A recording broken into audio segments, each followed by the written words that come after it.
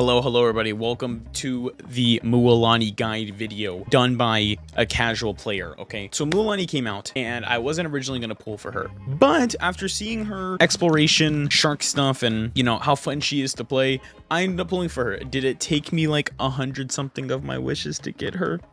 Yes. Was it worth it? I mean, I borderline have those wishes back, so I guess it's kind of like a return in investment because her hyper mobility in Natlan kind of helped me explore the region and not get bored of it at all. So you take that as you will. But anyways, Mualani, making enemies go boom. Now you might not expect it from a character that looks like this. I mean, she looks cool. Would you, at first glance, like, would you think that she would be able to blow up a nation? Wrong character. Or she would be able to blow up a nation. Personally, I think Dea looks more convincing to blow up a nation, but Dea's just a support, okay? As much as I want her to be a DPS, she's not a DPS unless she's C6 and hyper good artifacts and blah blah blah blah blah. But Dea's here to support her, and that's okay. Let's get into her weapons. As you saw in the intro clip, if you did watch it, my Mualani was running a level 60 Ring of Yaksha, and that was something I just did right before I started recording, just to show how strong she is with a level 60 weapon at R1. A level 60 weapon at R1. Level 60 weapon at R1, still putting out crazy amount of damage. Now granted, I did get pretty lucky with my artifacts, and we'll show the artifact stats here in a second, but at the moment I have 28 crit rate, 249 crit damage with the Witsith. Of course, the artifact set adds an extra 40% crit rate, so in reality this is 68.3% crit rate. At the same time, I could level 90 her eventually, which would also give me an increase in crit rate, so she gets a lot of crit rate. You really don't need a crit rate weapon on her. Try to go for HP and crit damage as much as you can. Let's talk about her weapons. Like I said before, I used Ring of Yaksha on her. I wanted to use her event weapon, but I don't have these, and it's not the right day for it. But from what I've heard, the event weapon is pretty good on her, especially at R5. It does really decent. I think Ring of Yaksha is still better overall because of this passive bonus. But if all you have is the event weapon and you have it maxed out, just use it. Because as long as it has an HP percent on it, you're pretty much fine. Like, that's kind of all you need on her. You either need an HP substat, an EM substat, or a crit substat, okay? R5 Witsith is extremely good if you can get the elemental damage bonus by 96% and the EM bonus. Now, some people were saying that only the EM or the elemental damage bonus is good. I think both are good if you're running a vaporized team, which is a team that you should be running on her. We're gonna talk about teams in a little bit because there are teams where you don't vaporize on her, but it requires Farina and Kazuha. It requires two very good units that most people should have, but not everyone has it. But yeah, Witsith is very good. It's a good stat stick because 50 crit damage is amazing. At R5, you get a 96% crit damage or elemental damage increase of 96%. You get an elemental mastery bonus of 480, which is very good. If you get the attack increase, just say GG's. Restart your spiral, abyss cycle, restart whatever you're doing, I guess, wait it out, go to your supports, because the attack bonus literally does nothing. So she won't hit as hard when you have that attack bonus going. If you want something, like I said, that's consistent every time, just use Ring of Yaksha. Ring of Yaksha is consistent because it's constantly having this normal attack buff happen. You're constantly getting the HP from it.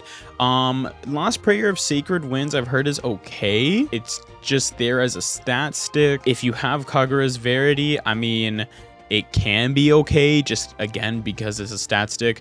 Nuvalet's weapon is extremely good just because of the crit damage of 88.2 and the HP increase of 16. Like, if I put Nuvalet's weapon on real quick, right, like my crit damage is 287, which is absolutely absurd, but I keep it on Nuvalet. But yeah, pretty much you want any type of HP substat.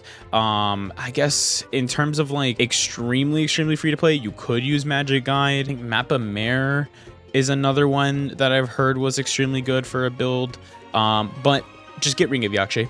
Get Ring of Yaksha. If you don't have this event weapon, keep Ring of Yaksha. Ring of Yaksha is, in my opinion, her like best in slot free-to-play weapon. Does a lot of damage. Next, we're going to be talking about her artifacts. Now, there are a couple different artifacts that people are running. If we look here on the recommended sets due to the community playing her, we can see some people running Martius A Hunter.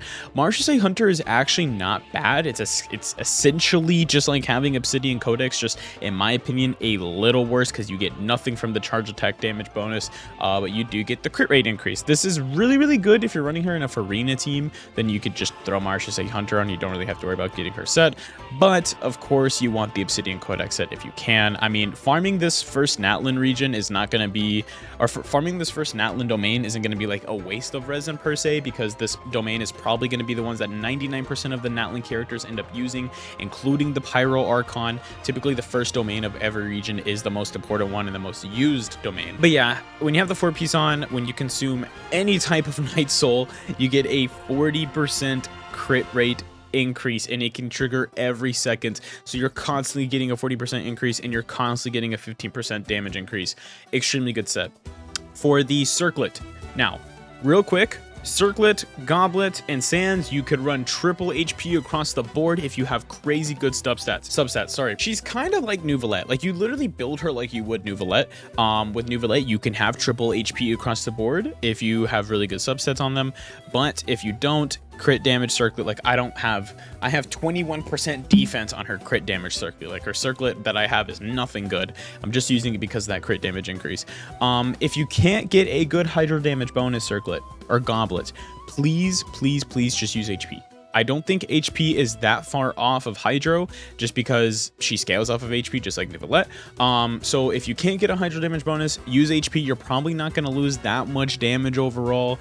And then, of course, Sands, you want to keep at HP. I think some people do EM for the Sands, but honestly, that 46% HP works a lot. Like, if we remove the HP, we go from 22,000 HP. If we go to our HP, you'll see we have 28,000. So definitely a big change with the HP. For the other artifact domain, or artifact set, Heart of Depth, I mean, this one's actually not bad at all, because you get a 15% hydro damage bonus, and then on top of that, after using your elemental skill, which, hey, elemental skill Mualani, you're using your elemental skill all the time, and your normal attack damage by 30%. Pretty good. And if you've been playing Genshin for a long time and you have a lot of hydro characters, you might have a pretty good set of Heart of Depth. So if you do, just throw it on for now while you farm Obsidian Codex. Now for constellations, I don't really focus on constellations because I don't really pull for constellations unless it's a character I really like. From what I've heard, I think C1 or C2, I think C1 increases how long you get to use the shark for, and of course, like, the rest of these just increase her damage overall. So if you want like a video that talks about constellations and stuff, watch Ziox, watch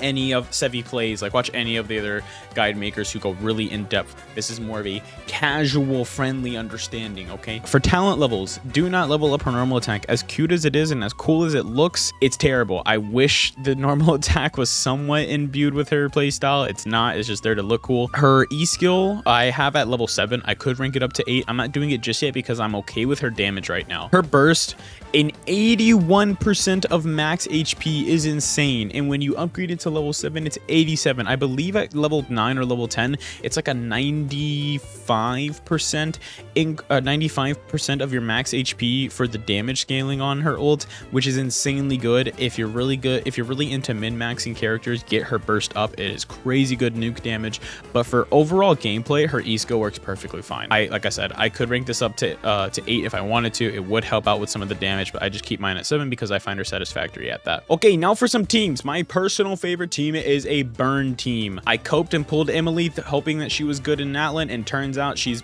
banger so far. She's absolutely amazing for the first 2 Natlan characters coming out. She's going to be great for Kinnich because of his burning playstyle, and she's great for Mualani because, lo and behold, Mualani doesn't mind doesn't mind burning because it helps with vape. It helps with her forward vaping.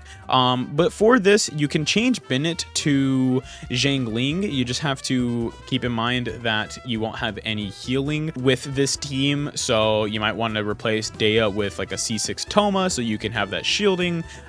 It's a very flexible burning team. I mean, honestly, like, the burning damage itself isn't what's important. It's enabling Emily to do really good off-field damage and enabling off-field Pyro to vape for Mualani. So, for example, like I said with Bennett, you could replace it with you can replace him with Zhangling if you want to have that constant Pyro circle around you. I use Bennett because it helps increase Emily's damage. Now, again, Emily does have to be on field a little bit, but that's okay. Like, I'm not super min-maxy. I play what's fun and what's good at the same time, and this is a team that's been doing pretty decent for me. Again, Dea can be replaced easily. Like, Dea can be replaced for Zhangling if you want to have Bennett Zhangling Emily.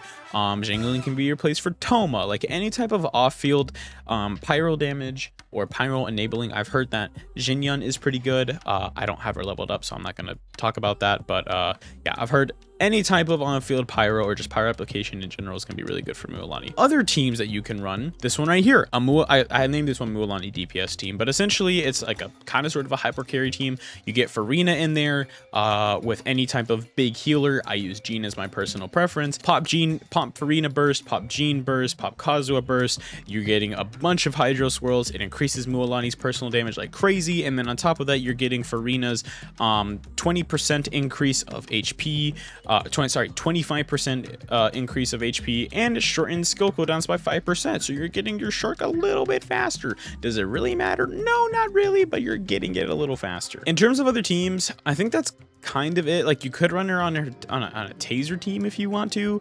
but she's gonna lose out on a lot of damage. Like, if you don't have Farina or Kazuha on a team with her, or anyone who can buff up her damage a lot, you're gonna want to run Vape. She's strictly a Vape slash burning or a hyper carry unit, where you're gonna need Farina, you're gonna need Kazuha to increase her personal damage, because without having that Vape, you need these two's elemental damage bonus increase. Besides that, I mean, it's pretty flexible. Like, you don't have to have Kazuha, you can have Sucrose, you don't have to have Jean, you can have any type of healer that fits here. Literally any type of healer. So if you want to have Bennett, I guess, but you kind of want like a heal that heals the whole party, you could throw Chi-Chi on here if you really want to, Yao Yao if you want to. I've seen a lot of people use Baiju. If you have Baiju, use him, because, you know, that's really, really good healing with Farina. Them two are like pretty much made for each other when it comes to the healing teams. Same thing, like I said, with the burn. But now we're going to do a little quick DPS showcase. Now, again, my Mualani teams aren't the most optimized. I'm not going to crit every single time, and that's okay. You do miss out on a lot of her damage if you aren't critting or aren't vaping with her, but like I said, it's okay if that happens. So real quick, we're gonna go through different damage showcases of Widsith and like having a crit stat stick weapon like Nivelette's weapon on here, just to show you kind of like the differences between the two. And then we're also gonna show you the burn vape team with this team, and then we're gonna show you the Farina Kazuha Jean team after. So let's get into it.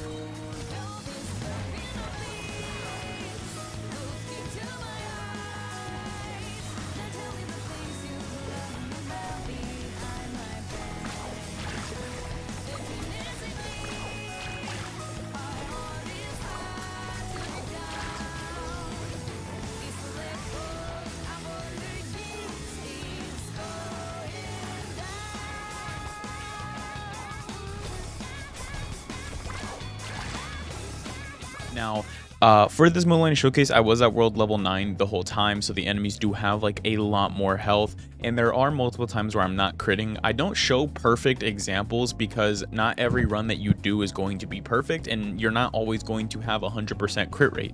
I know for the longest time a lot of my characters are used to struggle to push past 50 to 60 crit rate, and I know not everyone has really good weapons. So, you know, the little imperfections here and there, I think they're just normal. They're part of the game. Another thing I want to talk about is that for the Dendro damage or the Dendro application on the burning team, you can use someone like Nahida, you can use someone like Yao Yao, Kirara, anyone who can just do constant good Dendro application. But yeah, that's about it. Thank you so much for watching this scuffed, casual, friendly Mualani make enemy go boom boom. Let me know what you guys thought. If you want any more of this, just let me know down below, and make sure you share with a friend if you found it entertaining. I will see you guys in the next one. Make sure you like, comment, and subscribe, but only if you like the video, and bye bye.